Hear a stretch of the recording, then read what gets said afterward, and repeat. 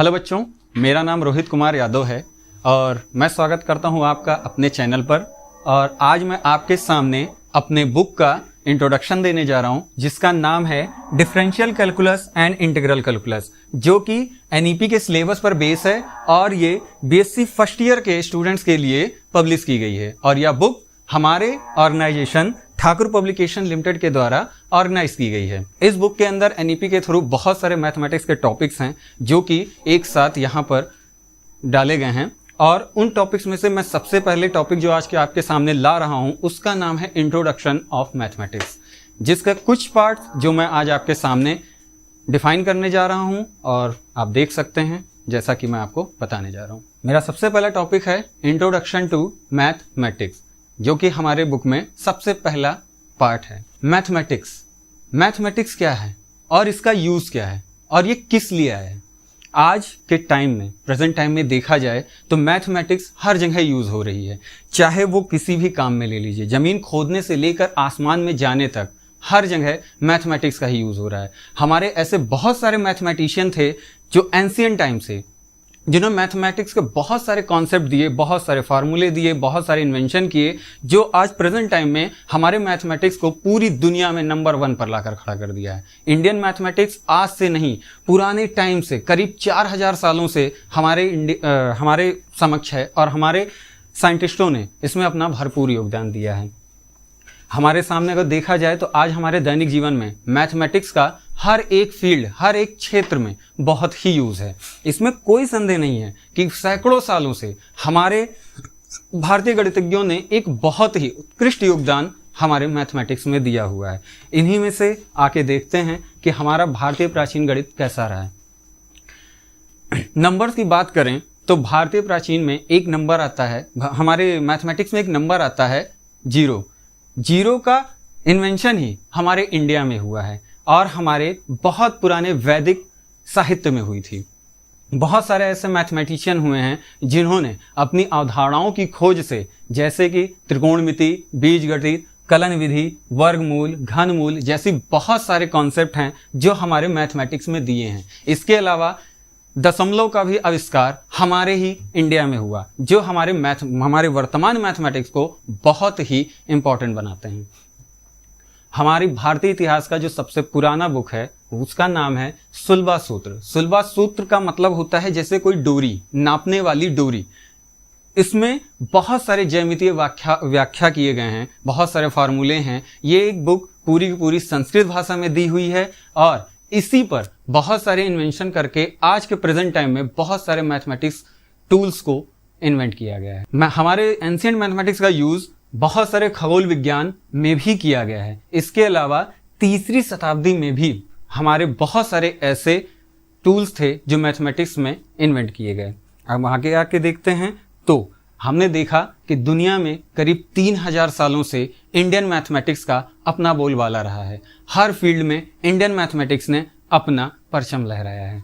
अगर जो हम उसके आगे बढ़ के देखते हैं तो हमारा सबसे पहला एक ट्रेडिशन आता है वैदिक ट्रेडिशन। वैदिक ट्रेडिशन जो है हमारे इंडियन मैथमेटिक्स का बहुत ही पुराना ट्रेडिशन है। इसमें हमारे मैथमेटिशियन के बहुत सारे कॉन्सेप्ट जो हमारे वेद ग्रंथ और पुराणों से निकाले गए, हमारे वेद ग्रंथ पुराण जो आज पूरे टोटल संस्कृत भाषा से लिखे हुए हैं, लेकिन उसके अंदर बहुत सारे ऐसे मैथमेटिशियन के कॉन्सेप्ट थे जो हमारे सामने रखे गए। हमारे साइंटिस्टों ने, हमारे मैथमेटिशियन ने उन कॉन्सेप्ट को निकाला और निकालकर हमारे सामने रखा। आज ऐसे बहुत सारे फील्ड हैं जहां पर हमारे इन टूल्स को यूज करके मैथमेटिक्स के बहुत सारे प्रॉब्लम्स को सॉल्व किया जा रहा है। वो फिर चाहे खगोल शास्त्र से हो या स्पेस से रिलेटेड हो या रॉकेट से रिलेटेड हो या किसी भी फील्ड में हो, इंडियन मैथमेटिक्स हमेशा से ही आगे रहा है। जब हमारा वैदिक मैथमेटिक्स चल रहा था उस समय नंबरों का इतना बोध नहीं था। हम जो भी नंबर्स लिखते थे हम उन नंबर्स को 10 की पावर में लिखते थे।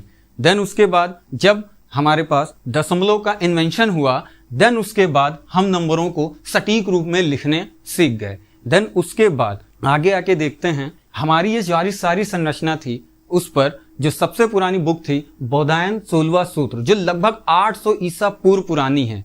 इसके बेस पर यूनानियों ने अपनी एक ज्यामितीय बुक का इन्वेंशन किया जिसका नाम था यूक्लिडियन ज्यामिति, जो कि हमारी ही संस्कृति से ली गई बुक बोधायन सुविला सूत्र से ही लिया गया है। इसके अलावा पाइथागोरस सूत्र का भी लगभग इन्वेंशन हमारे इंडिया में लगभग 200 साल पहले ही किया जा चुका है, और उसमें भी हमारे इंडियन मैथमेटिक्स का ही सबसे अच्छा रोल रहा है। उसके आगे बढ़ते हैं जैन परंपरा। जैन परंपरा यानी जैन ट्रेडिशन के हिसाब से देखें अगर तो हमारे मैथमेटिक्स का इनके साथ भी एक बहुत अच्छा महत्वपूर्ण योगदान रहा है। फिलहाल तो जैन परंपरा के हिसाब से देखा जाए तो जैन परंपरा की मैथमेटिक्स जो थी वो टोटल ब्रह्मांड पर डिपेंड थी। ब्रह्मांड से रिलेटेड जो भी प्रॉब्लम्स थे उसमें भी हमारे मैथमेटिक्स ने एक अच्छा योगदान दिया, और उसके बाद हमने विस्तृत ब्रह्मांड की जानकारी कैसे हासिल की वो पूरा का पूरा हमारे एंशिएंट मैथमेटिक्स के थ्रू हुआ। एंशिएंट मैथमेटिक्स के थ्रू हमने और भी बहुत सारी चीज़ें थी जिनका हमने कई दशकों तक यूज़ किया, और उसके बाद हमने बहुत सारे प्रॉब्लम्स को सॉल्व किया। इसी के साथ आते हैं जो हमारे बहुत सारे मैथमेटिक्स थे जिन्होंने अपने बहुत सारे योगदान धीरे धीरे मैथमेटिक्स में देते गए, जो कि पुराने समय से लेके आज के करंट समय में भी हमारे मैथमेटिक्स को नंबर 1 बनाते हैं।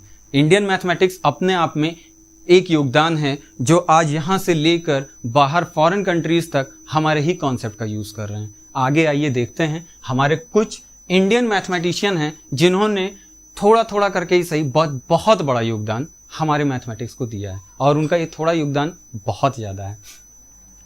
उसमें सबसे पहले नंबर 1 पर आते हैं आर्यभट्ट। आप लोगों ने जीरो सुना होगा ना। जीरो का इन्वेंट हमारे इन्हीं मैथमेटिशियन जिनका नाम आर्यभट्ट है इन्होंने ही दिया था। इसकी खोज भी भारत में ही हुई थी। ये बहुत बड़े खगोल वैज्ञानिक भी थे, और उसके अलावा ये गुप्त वंश से बिलोंग करते थे। आर्यभट्ट ही थे जिन्होंने दुनिया को 0.4 स्थान तक पाई का मान भी इन्वेंट करके दिया था। इसके अलावा हम बात करते हैं ब्रह्मगुप्त की। ब्रह्मगुप्त ये भी हमारे बहुत अच्छे इंडियन मैथमेटिशियन थे जिन्होंने फिबोनाची आइडेंटिटी का इन्वेंशन किया था। यहाँ तक कि पाइथागोरस ट्रिपल का सूत्र भी इन्होंने ही दिया था, और उसके अलावा जीरो का परिचय भी सबसे पहले इन्हीं के द्वारा दिया गया था। देन उसके बाद आर्यभट्ट ने उस पर इन्वेंट किया था। 7वीं शताब्दी के दौरान ब्रह्मगुप्त ने कुछ ऐसे सामान्य सूत्रों को इन्वेंट किया जिसके थ्रू हम द्विघात समीकरणों को बहुत आसानी से सॉल्व कर सकते थे। इसके अलावा उसके आगे आते हैं हमारे नेक्स्ट जो मैथमेटिशियन हैं उनका नाम है भास्कर। भास्कर एक बहुत अच्छे एस्ट्रोनॉमर और मैथमेटिशियन थे। इन्होंने कैलकुलस के ऊपर अपना बहुत अच्छा योगदान दिया, जिसके थ्रू हमने खगोलीय समस्याओं को बहुत आसानी से सॉल्व कर लिया। उसके आगे आते हैं हमारे नेक्स्ट जो मैथमेटिशियन थे उनका नाम था हेमचंद्र। हेमचंद्र एक फिलोसफर भी थे और एक मैथमेटिशियन भी थे। इसके अलावा इन्होंने फिबोनाची सीरीज का भी इन्वेंशन किया जो कि इन्हीं के द्वारा दिया गया।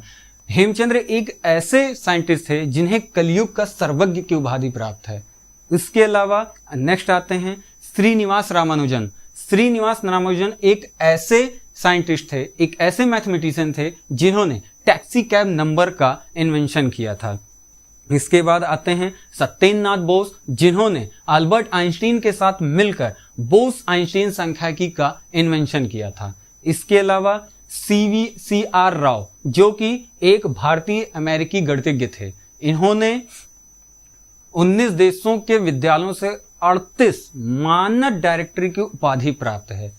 इसके अलावा हमारे PC महलानोबिस, और उसके बाद आते हैं हमारी लास्ट शकुंतला देवी। शकुंतला देवी के बारे में आपको शायद पता नहीं होगा, लेकिन ये एक ऐसी लेडी थी जिन्हें मानव कंप्यूटर कहा जाता था। इनका दिमाग कंप्यूटर से भी तेज चलता था। ये कोई भी कैलकुलेशन कंप्यूटर से पहले मतलब कि चुटकियों में ही सॉल्व कर देती थी। जैसे कि एक बार डलास में एक कंपटीशन हुआ था जिसमें इन्होंने इस नंबर का कैलकुलेशन, इट मीन्स आप कह सकते हैं घनमूल को, बहुत ही आसानी से चुटकियों में सॉल्व कर दिया था। उसके अलावा 201 संख्या का 23वें वर्गमूल को ज्ञात करने के लिए उन्होंने यूनिवैक कंप्यूटर से भी तेज कैलकुलेशन करके इसका सॉल्यूशन निकाल दिया था। इनका नाम वर्ल्ड ऑफ गिनीज बुक में भी रिकॉर्ड है।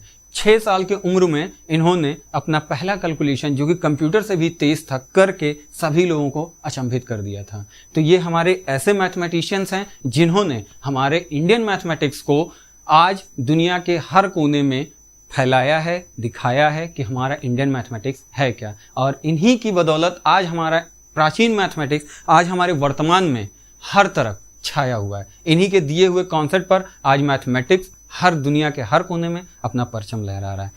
तो मैं रोहित कुमार यादव आज आपको यहीं पर रोकता हूं। इसके बाद हमारा आगे जो टॉपिक होगा मैथ में, वो नेक्स्ट वीडियो में मैं आपको बताऊंगा। तब तक के लिए धन्यवाद। तो आइए अब हम अपने अगले टॉपिक की तरफ बढ़ते हैं, जिसका नाम है sequences.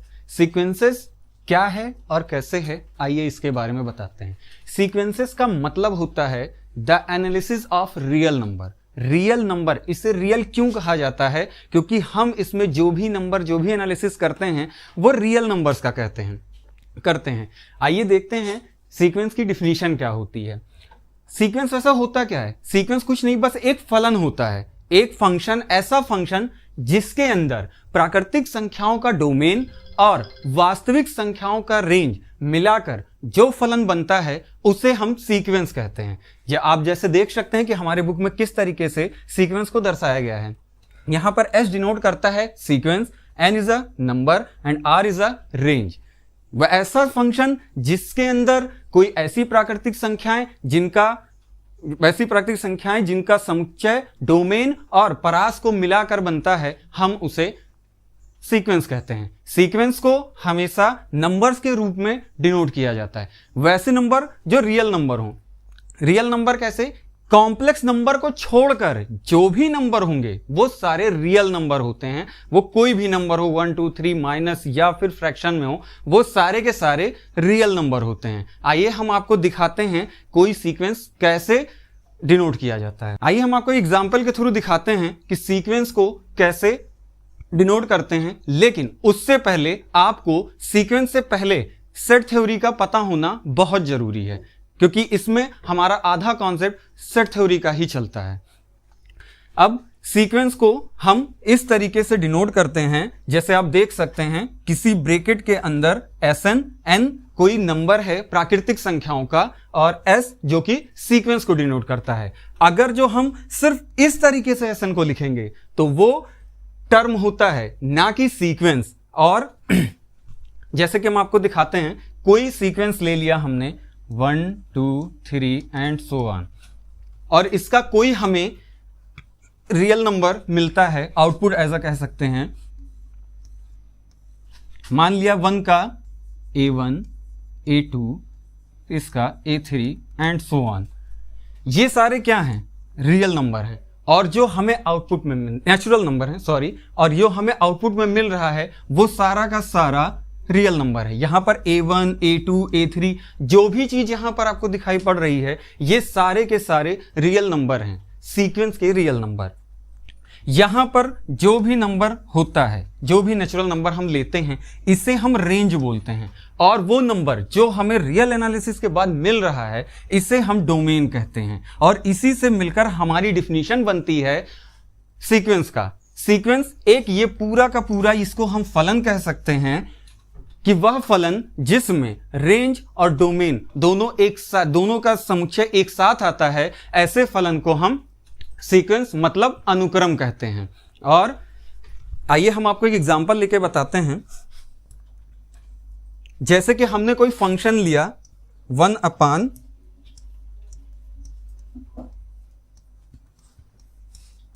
Sn equal to 1 upon n। अब मैं इसमें कोई भी अपना रियल नंबर आप सोच सकते हैं, जैसे कि 1 2 3 4 एंड सो ऑन। अब मैंने इसमें एक एक करके सारे नंबरों को रखना शुरू किया। जैसे कि अगर जो हम यहाँ पर 1 रखेंगे तो इसकी वैल्यू क्या आएगी? 1। अगर जो हम यहाँ पर 2 रखेंगे तो इसकी वैल्यू आएगी 1/2। अगर जो मैं 3 रखूंगा तो इसकी वैल्यू आएगी 1/3। ये सारे के सारे अनुक्रम हैं। ये हमें जो यहाँ पर अवयव मिलते जा रहे हैं, ये सारे के सारे क्या हैं? रियल नंबर हैं। 1, 1/2, 1/3, चाहे फ्रैक्शन में हो, माइनस में हो या किसी में भी हो, हमारे सारे नंबर ये रियल नंबर होते हैं। सारे के सारे प्राकृतिक नंबर होते हैं। इसी को हम कहते हैं सीक्वेंस। इसके बाद हम आपको बताते हैं what is the type of sequence. अनुक्रम के प्रकार कितने होते हैं, ये कितने प्रकार के हो सकते हैं। हमारे पास मोस्टली 4 प्रकार के अनुक्रम होते हैं। एक finite sequence, infinite sequence, constant and periodic. 4 तरह के सीक्वेंस होते हैं। ऐसा सीक्वेंस जिसमें हमारे रियल नंबर, जिसकी लिमिट हमारी डिफाइन होती है। ऐसा कोई नंबर, जैसे कि हमने कोई रियल नंबर लिया 1 2 3 एंड सो ऑन n। अगर जो कोई नंबर हमारा एक लिमिट तक डिफाइन है 1 2 3 से लेके n तक, तो क्या होता है, ऐसे सीक्वेंस में हमारा नंबर डिफाइन होता है, वो 1 से शुरू होता है और n तक जाता है, 1 से n तक। तो ऐसा जो हमारा सीक्वेंस होता है वो क्या होता है, फाइनाइट होता है, क्योंकि हमें इसमें अपने लिमिट और रेंज उसकी पता होती है कि वो कहां तक जाएगी। और ऐसे सीक्वेंस को हम डिनोट कैसे करते हैं, ब्रैकेट के अंदर Sn i to n equal to 1। 1 जो हमारी होती है वो सीक्वेंस की स्टार्टिंग होती है, इसलिए हम 1 लिए, और i मतलब हमारा कोई नंबर है, और n जो कि नेचुरल नंबर का सीक्वेंस है जो कि n तक जाती है। इसके बाद हमारा अगला जो सीक्वेंस आता है उसको बोलते हैं इनफाइनाइट सीक्वेंस।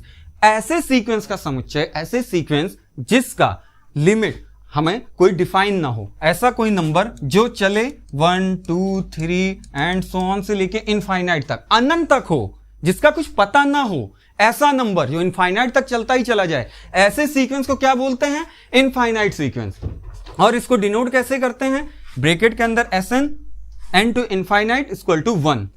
उसके बाद हमारा अगला जो आता है उसको बोलते हैं कांस्टेंट सीक्वेंस। कांस्टेंट सीक्वेंस में क्या होता है, हमारा कोई भी समुच्चय, फलन कह लीजिए, ऐसा फलन जिसका रियल एनालिसिस आउटपुट हमारा सिर्फ और सिर्फ 1 आए। किसी भी केस में हम कोई भी फलन ले लें, कोई भी कुछ करें, उसका हमारा जो आउटपुट है रियल एनालिसिस वो सिर्फ और सिर्फ 1 मिले, ऐसे सीक्वेंस को हम कांस्टेंट सीक्वेंस कहते हैं। जैसे कि हम यहां एक नंबर कोई लेते हैं a1 a2 a3 and so on. अगर जो हम इसको लेके चले जाएं और इसका हमारा जो भी रियल एनालिसिस आएगा, ये हमारा कोई नेचुरल नंबर है जिसका हमने कोई रियल एनालिसिस लिया और वो हमें हर बार 1 ही मिल रहा है। हर बार कुछ भी मैं लूंगा उसका नंबर 1, कुछ भी लूं उसका नंबर 1। ऐसे सीक्वेंस को कांस्टेंट सीक्वेंस कहते हैं। देन उसके बाद आता है हमारा नेक्स्ट सीक्वेंस जिसको हम बोलते हैं पीरियोडिक सीक्वेंस। कोई ऐसा सीक्वेंस जो, इसको पीरियोडिक के साथ साथ ऑसिलेटरी सीक्वेंस भी बोलते हैं, ऐसे सीक्वेंस जो अपने नंबर को बार बार रिपीट करे, एक ही नंबर के बाद दूसरा और फिर दूसरे के बाद वही नंबर फिर से रिपीट हो, तो हम ऐसे सीक्वेंस को कांस्टेंट सीक्वेंस पीरियोडिक सीक्वेंस कहते हैं। आइए एक एग्जांपल के थ्रू समझाते हैं। जैसे हमने कोई फलन लिया, फंक्शन लिया Sn इक्वल टू -1 की पावर n।